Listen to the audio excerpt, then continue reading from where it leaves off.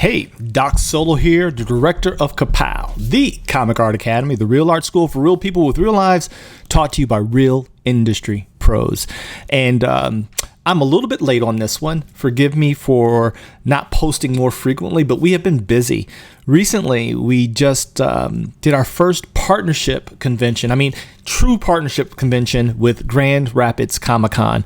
And I tell you, an event was had by all. It was outstanding. They treated us with so much respect and care. And our guest facilitators, Emily and Trey, were top-notch. Kudos to Grand Rapids, and we really do look forward to working with you more in the future to bring the unique learning opportunities dedicated to the comic craft that only Ka-Pow can provide. Well, as part of our agreement with our partners is we exchange programming for space and said treatment. And as such, we had the privilege of conducting several panels at Grand Rapids. And let me tell you something, the attendance blew me away. I don't know what I really expected, to be quite honest, it being my first time ever conducting panels in this way, but it's just an extension of what we do already here at Ka-Pow. And with that being said, we promised the attendees that we would be posting some of the panels that we conducted at Grand Rapids here on our channel.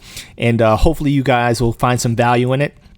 But it shouldn't be too surprising, because education and teaching is what we do here at Ka-Pow. That's where we hang our hat on, really simplifying and making available quality comic art education to those who may be looking to tell more effective and comprehensive stories. And this was a great time for us to really showcase what we do to a different type of audience. We're no stranger to the convention circuit by any stretch of the imagination, but now as Ka-Pow is growing, we are now looking to solidify our partnerships with other conventions of similar caliber, though I don't know how easy we'll be able to find that, because when I tell you Grand Rapids treated us exceptionally, it was a great experience by me and my entire team.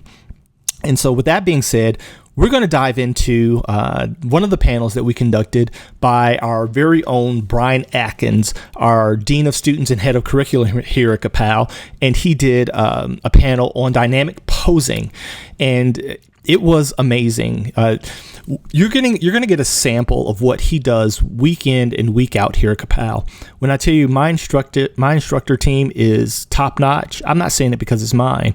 They were really picked because of that, because they're not only professional artists, but they're professional teachers as well, that actually care about our industry, care about helping others achieve their creative goals. And you just can't find that anywhere. And make no mistake, we've had offers for others that want to work with us that are very prestigious in the comic community that I have graciously declined because I didn't think that they were a fit and would communicate what we value here at Ka-Pow. But that is not the case with Brian Atkins. Let me tell you, this dude is amazing. And so without further ado, check out the panel from last weekend's Grand Rapids Comic-Con 2024 in Grand Rapids, Michigan, conducted by our very own Brian Atkins. Check it out.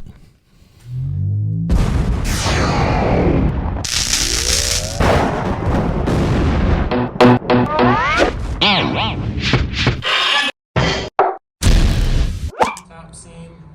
Here's a nice fluffy pillow, one that I would like to lay on. Okay? Now, let's also take that pillow and let's bend that pillow. Have any of you ever heard of the sack of flour technique that a lot of animators that exercise have to do? Okay, yeah. Very, very similar, okay? The only difference is we're not looking for as much of the weight of like that sack of flour, right? So we're looking for something that has some structure to it, that has some easy seams that we can follow, okay? So I guarantee if I just said, hey, let's draw some pillows, you guys would be like, okay, that's not a problem. And if you have something to draw with, I recommend you go ahead and follow along. Draw some pillows, okay? Now, what's important about these pillows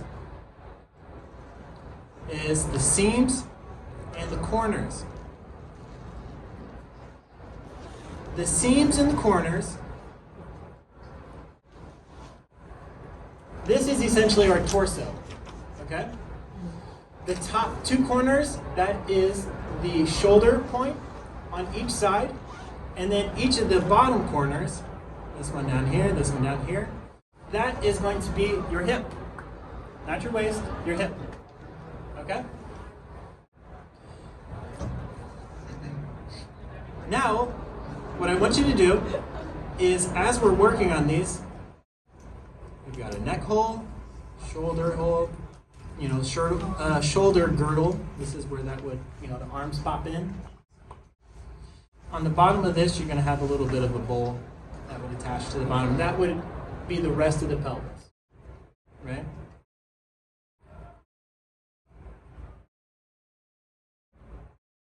Okay, so let me, bless you. Okay, let me spread these out so that way I can expand on these.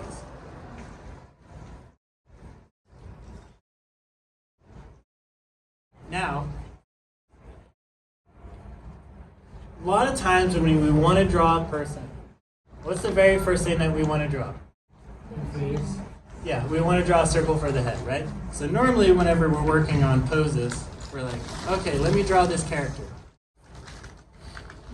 Great, you know exactly where the head is. What's the rest of the pose? Okay. Where the head is tells us nothing. Right? So, even if I'm tilted back, I've got all this range of motion to put the head, right? So, if you want a dynamic pose, you have to have a dynamic torso. It's what everything is attached to, okay? So we're so used to just starting off with that head circle. We're trying to place the head. And I'm telling you, the torso is where it's at. If you want to have something dynamic, they're running at us. They're being blown up. They're doing a, sideways kick, on some bad guys here. No matter what it is, this tells us nothing. Even if it's looking down, or we're like, okay, here we go. We got head looking up.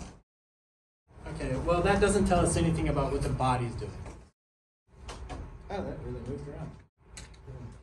Yeah.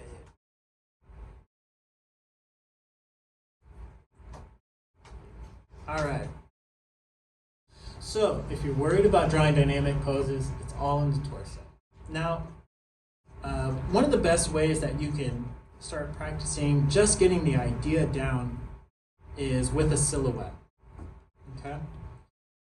It's one of the major forms of doing gesture drawing.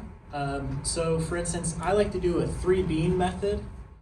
What I call it. So I go Mars. So I've got head, torso, pelvis. Okay. Now, whether or not if this is overlapped this way, well, then I'm looking up at the character. If the head overlaps and the torso overlaps, the rib cage area overlaps the pelvis, well, then I'm looking down on a character, right? My recommendations for whenever you do this 3-beam method is just like peas in a pod, right? So you got, 3-pea version. Make them overlap, okay? Overlap is key. When we see things just straight on, that's how we normally see people walking around, standing, things that sort. The head is not overlapping the torso. The rib cage isn't overlapping the pelvis. We see things straight on from the side. We see it all the time. That's why it feels mundane. Okay? But as soon as we have some overlap, on any one of these, no matter what my character is doing, I could start working on that flash pose, get that running. But I'm going to cross over as much as I can, and that's how I'm going to get those dynamic poses. Okay? So I like to start off with these, these peas in a pod. Another way is also doing a continuous line. Okay? Always keep your pencil moving, right? So even if I'm working on a pose, whatever it may be, you're not worried about making it look nice. You want to catch these, these lines, these action lines, the energy behind a pose, whatever it may be. The important thing is keep your pencil moving. This works great digitally because then I can always just take this and bring the opacity down, and then on the next layer, then I can start cleaning things up, based on what that pose is. Okay? And then the other one that I was going to show you was the silhouette. Okay? So if I'm just working on a pose and I'm just like, okay, I generally need a character,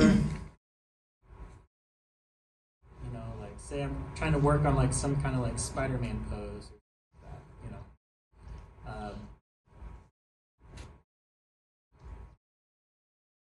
here are my legs, torso,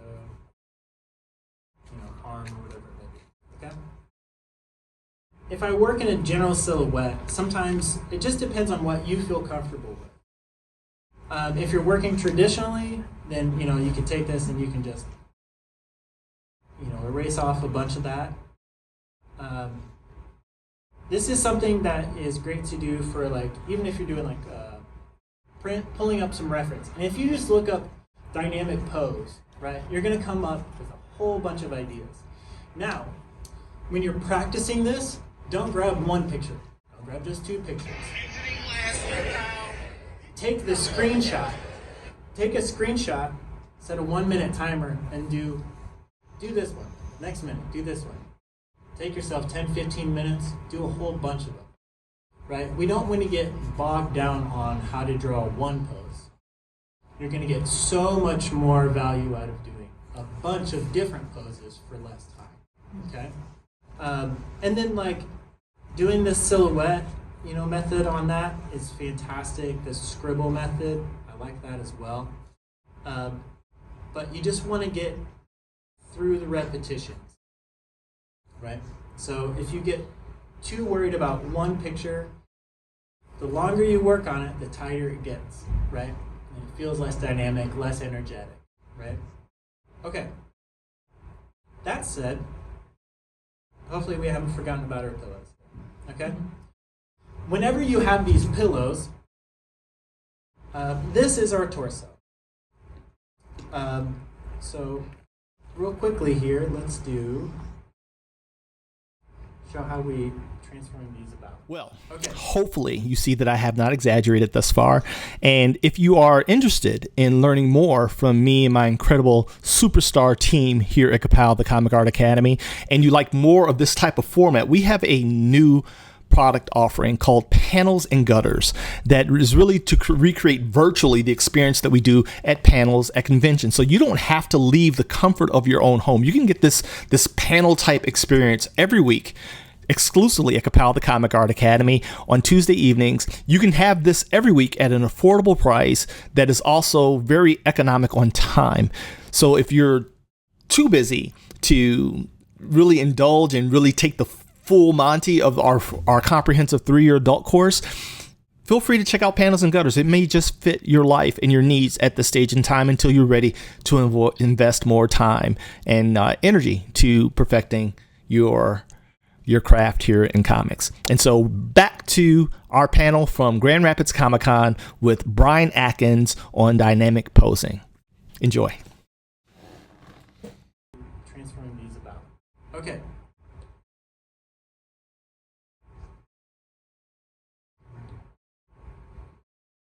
Okay. Overlap is going to be key, but on any of these, the head would have to overlap because we got where the neck connects.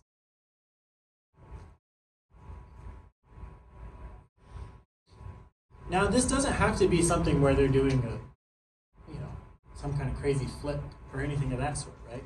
Even if they're just standing there and talking, because it's off of our normal viewpoint or height, since we're going above or going below, all of a sudden it just makes it feel more dynamic, So like even if this person is just standing there with their hands in their pockets, right?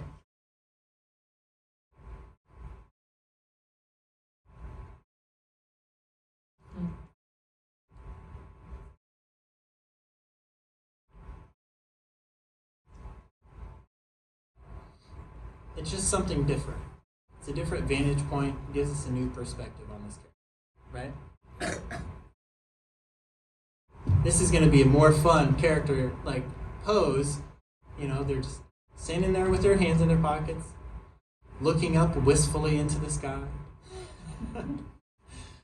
solving whatever dilemma is going on in their life, right? So when it comes to dynamic poses, that's not always like someone doing Kamehameha. You know, it doesn't have to be some action pose. But that is going to feel a lot more dynamic than drawing this same, same guy standing there,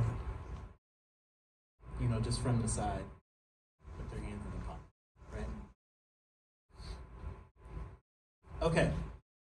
But on any of these, so for instance, if I wanted to draw like a flying pose, right? So here we got a great example.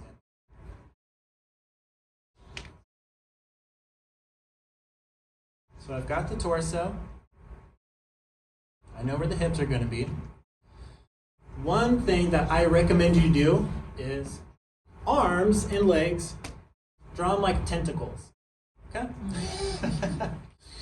So we've all had those wooden mannequin pose dolls, right? Or we've seen those, right? In all those art stores, right? The problem is whenever we draw those, we draw them in segments. When we draw them in segments, it looks like a robot, feels like a robot, right? Whereas if I'm going to draw an arm that bends,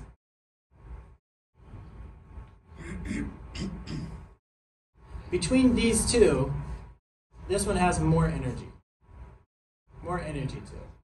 Now, after you've drawn that tentacle arm just to pose it, just to get the positioning of it, then you can break that down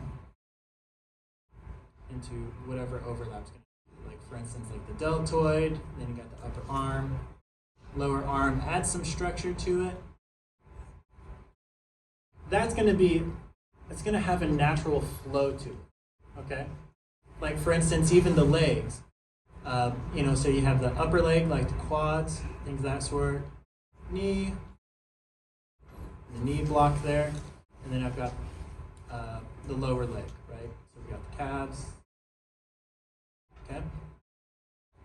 I can build that out in each of its own little sections, but if I'm just trying to catch a little pose here real fast, I can just find that flow of what that tentacle would be.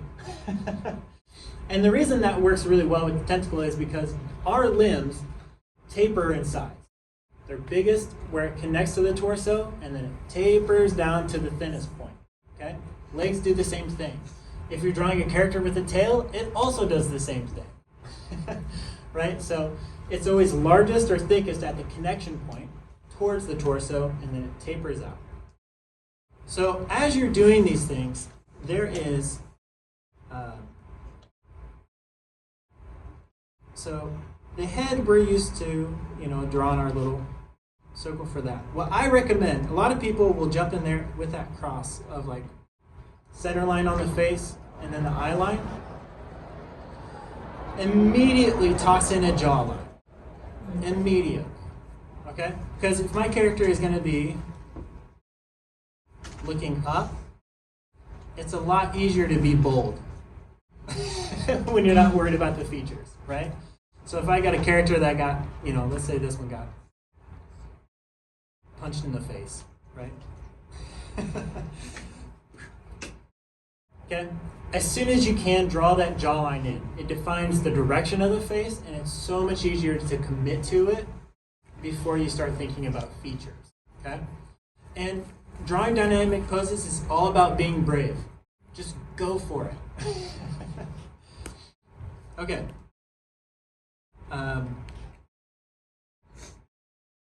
So, you have your gesture drawing, which is,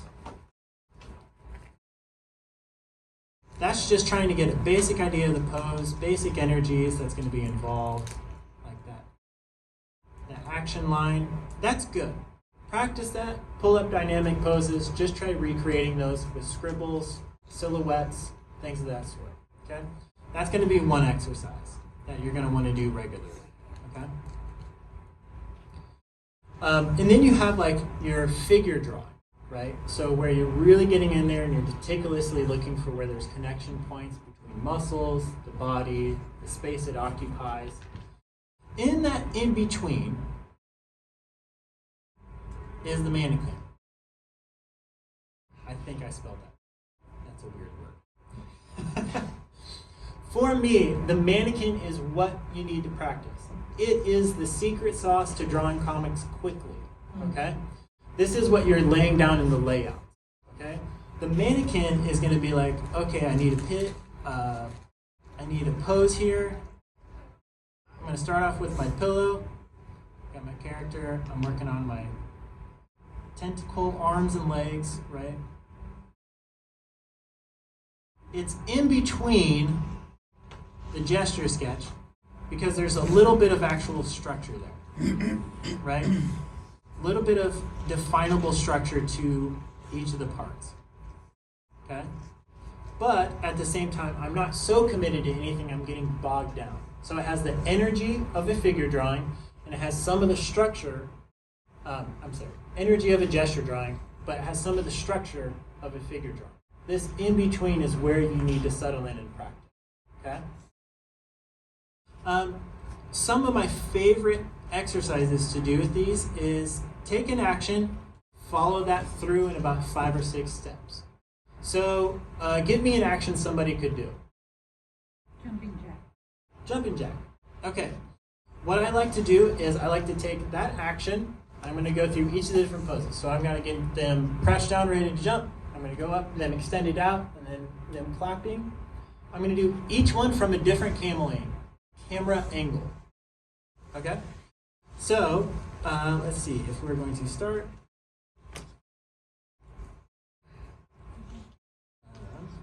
Okay, so I want to start down.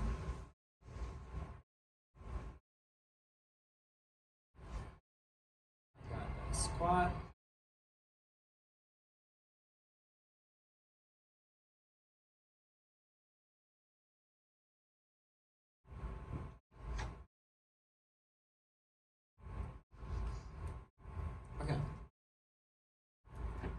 This is as far as I'm going to take it, okay?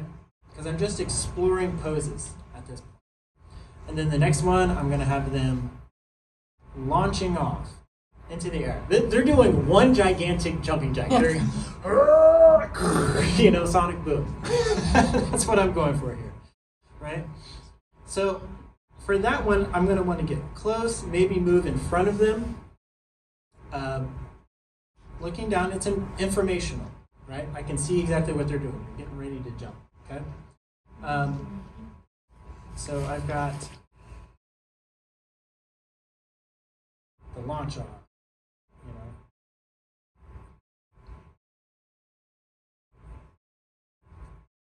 Now this one I'm going to draw chin looking up. Get that tentacle in there. I'm going to, so right here you can see there's my rib cage and this was my pelvis. I didn't have that overlap. Immediately what I want to do is I want to start moving this waistline up so I can catch that overlap. Because overlap is key if you're trying to draw something in a dynamic. Overlap, overlap, okay?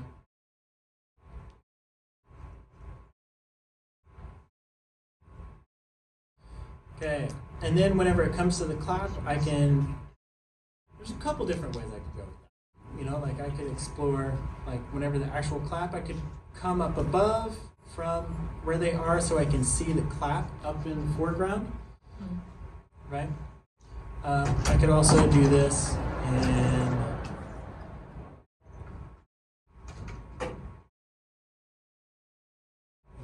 this from below, and then we've got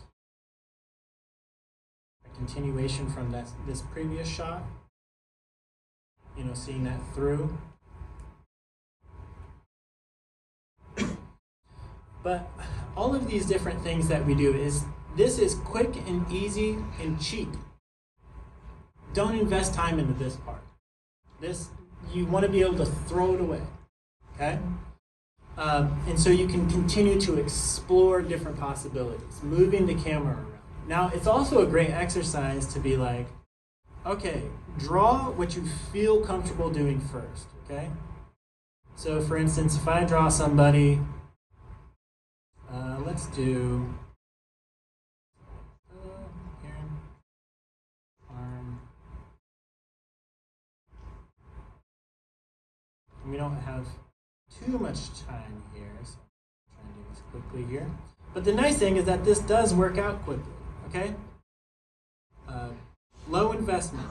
That's how you draw dynamic poses, is you develop your sense of camera, moving it around, feeling comfortable drawing a character in poses you don't normally see them in, okay? So here we go. We've got this character just lounging about. This is another great exercise, is you take this same character, same pose, draw it from a different angle. Okay? So let's, we're going to look up past that knee there. Okay? And you got to think, okay, start with things that are in the foreground, and then whatever's in the foreground, and then start working on like the main torso. Because whatever's in the front is going to be your focal point a lot of times. So we want to make sure that lands.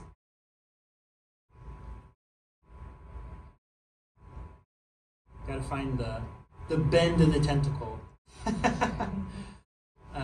however that works out. Okay.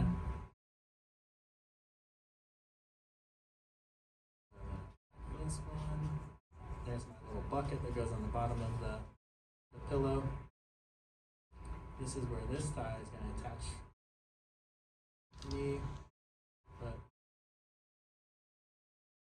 okay. So this is a really good exercise. Casual pose versus villain introduction. Yeah, exactly. This is waiting for snacks. Right? So those are a couple exercises, but mainly if I could just reinforce, if you do not have an interesting torso, you do not have an interesting pose. Okay? Get used to taking that pillow, which is not intimidating at all, right? Just drawing that pillow, move that pillowcase, and then, you know, like, I could draw, there's my jawline, I could draw a character really bending back, or hunched over, right? There we go. Try it both ways there, right? So even on these same pillows, try messing with where these corners are, okay? So maybe this is a character, maybe they're diving down. You know, here's the legs or whatever it may be. You know, push things out at the reader, you know, things that sort. When it comes to pushing appendages towards or away, so like foreshortening an arm or whatever it is. So if I'm in the last minute, I'm trying to sneak some stuff in for you. If I have a character and they're like going to shoot some powers at somebody, right? Draw some hands, whatever is in the foreground. So we have, you know, whatever is going to be in the foreground, place that, and then the torso, okay? You're going to connect the dots, okay? That's going to be a big part of it. Are there any questions or sticking points that you guys have that maybe I can cover? Yes? A lot of posing and anatomy practice, especially with the mannequin, like you said, it kind of teaches artists, especially young ones, how to draw like a very average heighted person, usually with the flash eyes. Usually, like, no offense, tall, skinny white dudes. Yeah. How do you go about adding things like, you're like, that's me! How do you go about adding things so once they start fleshing out those bodies, adding, like, say you're drawing someone from a position with, like, larger hips or a rounder stomach, broader shoulders, something on their chest. How do you go about adding weight to that and considering that for, like, different types of joints? Absolutely. Okay, so there is this basic mannequin. You can basically say that's the basic space the skeleton occupies. And our skeletons across the board, fairly similar in size and dimensions and things of that sort. So whenever you take this character and you start, like say he has, like your gut, maybe he has a broader shoulder, you can take these and you can add them onto the characters almost like pads, almost like or like armor in a sense, Something that really helped me out whenever I started working on drawing different body types and things of that sort is if you have wider hips to wider shoulders, okay? So if I am drawing a mannequin, I have my pillow here. If I want to add to that, like make that bucket that goes onto the bottom of the pillowcase, and I extend that past what would be the shoulders, there is naturally, so like wider hips, you have most cis female in here and cis male here, but you have, if this is men and this is women, it goes across the board. There's this area in the middle that, so if you have a character that is androgynous, or if maybe they're female presenting or male presenting, you can just find somewhere within this spectrum. And most of that deals with, shoulder to hip ratio. So the way I do that is a lot of times my basic mannequin remains the same, no matter who I'm drawing. And then I will add to that. So if I have a character that has really strong shoulders or whatever it may be, I add them like shoulder pads, because the rib cage, everyone's rib cage is nominally very similar in size. It's all the other stuff, the muscle or the fat or just the general body mass. That can change from character to character. But while you're working on poses and things of that sort, if you want to take one body type and explore a bunch of poses in that, I recommend following that one body type through a bunch of different poses. If you have a character in your story that you're going to be drawing, whatever it may be. Does that help? Does the weight affect the overlap when you're like doing the 3D method? Because you're like, the overlap is key. Well, if there's more weight in the torso, is that something you need to consider in the beans? Yeah, absolutely. So, Is that a good way to say that? yeah, so if I've got, the 3 beans, or the 3 peas in a pod, I'm going to first treat the torso, again, like that pillow. I'm going to find a top seam, side seam for that pose, whatever that may be. So that way I have an idea of the front, the neck hole, shoulder girdle, things of that sort. And then I will add to that. So here's that, whether I'm adding more of like a stomach or if I'm adding more of a shoulder, if I'm drawing a broad character, right? I thought you were just gonna say if I'm drawing a broad. No. A broad character. Yeah, I mean, broad could be broad. That's fine. But you want to draw whatever's in front first, the major overlap points, okay? Mainly just so you don't waste your time. I don't need to worry about their belt, if I'm not even going to see that, right? But this lets me know what I would see. So I would see a little bit of a hip there. Now, depending on if this character, if they have a leg forward or whatever it may be, you got a leg back, that's fine.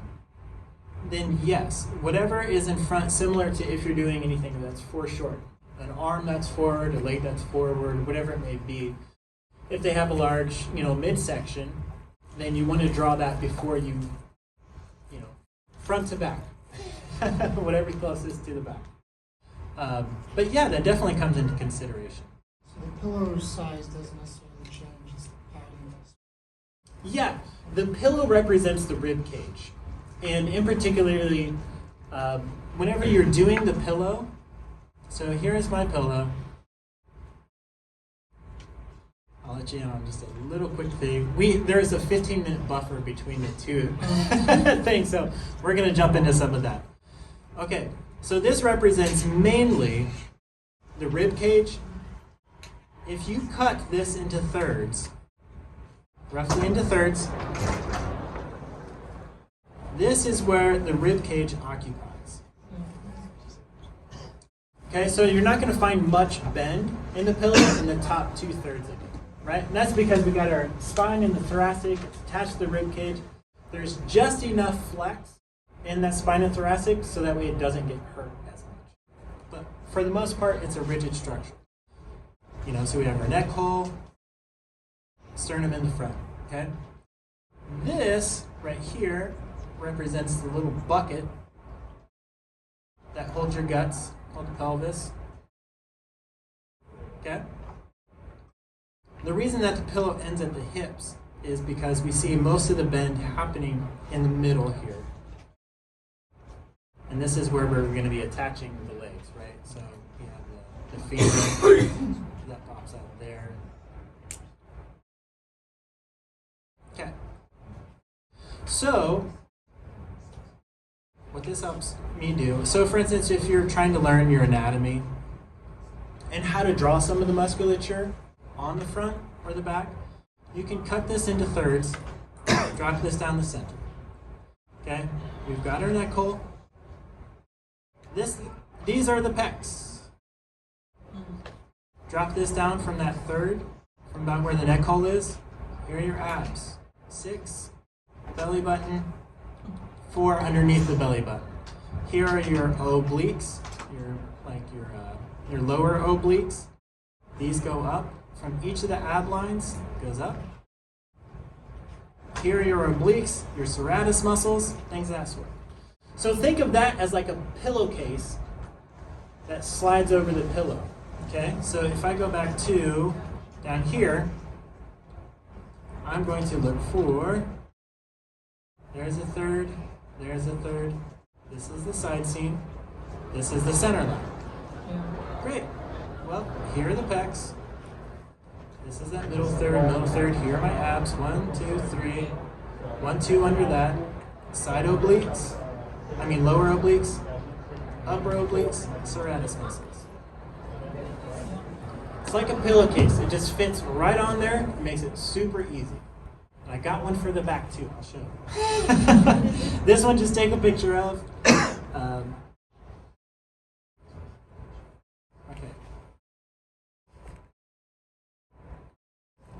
Okay, so we start off with that thirds, up, down, we got that center line.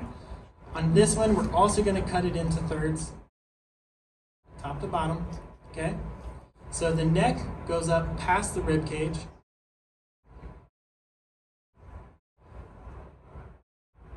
Goes center of the middle one, triangles up.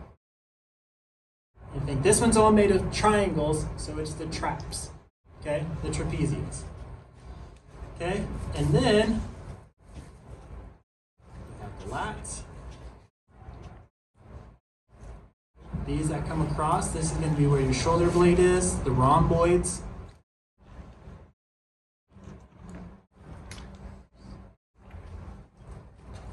Okay, this one isn't as easy or as natural because backs are crazy. And if you try drawing them, you'll realize that. But for me, I always think of this as like I don't know if you can see it here, but it looks like a cat with its tongue out, right? Okay. Holding its paws up next to its face. The what? Holding its paws up next to its face. Oh, yeah, there you go. Yeah, just like that, or whatever it may be. Okay, so that helps me. But this works exactly the same. You draw your pillow, you got your character from your back, you're twisting it, you're tilting it, just drop it into thirds and then follow the pattern, and that'll give you a general placement for where your muscles will be on the front and the back. So hopefully that helps out as well. Okay, so we are 11 minutes over on this panel's time. I hope this has been super helpful. Don't forget to drop by the Ka-Pow booth. I hope that you've enjoyed the panel on dynamic posing by our very own head instructor and dean of students here at Ka-Pow, Brian Atkins. And if you like more, Visit teachyoutodraw.com for more information. Again, Panels and Gutters is a weekly offering where you get to come in and get 90 minutes of instruction in a panel type lecture format, as well as ask questions. But in addition to that, you will also get limited access to our very own private social platform. Again, this is not a Discord. This is not a private Facebook group, but an exclusive community exclusive to Ka-Pow, its students, instructors, and alumni. That's it. That's all that's there. No data sharing, none of your information getting out there to undesirable parties. It's just us and the Ka-Pow family. And so if you like more information, check us out at teachyoutodraw.com, and I'll be sharing more things like this as we move forward. Our partnerships are growing, and if you know of a convention that would like to partner with Ka-Pow to bring our own unique style of learning specific to the comic craft to their event, have them reach out to us at teachyoutodraw.com, and one of our team members will respond and set up a video meeting, and we can work out the particulars. We offer other programming outside of just panels, but if that's your flavor, we can meet that head on. But we also offer sketch battles, live demos, the whole 9 yards. Our complete menu is provided to our partners so they can choose what fits their event needs. And so check us out at teachyoutodraw.com. And in the meantime, in between time, remember, life is short. So live, love, and laugh as if it's your last day on earth, knowing that when all is said and done, all that will ever be remembered of you is the life you've lived, the lives you've touched, and the stories you've created. So, what are you waiting for? Get to it. Talk to you later. Solo out.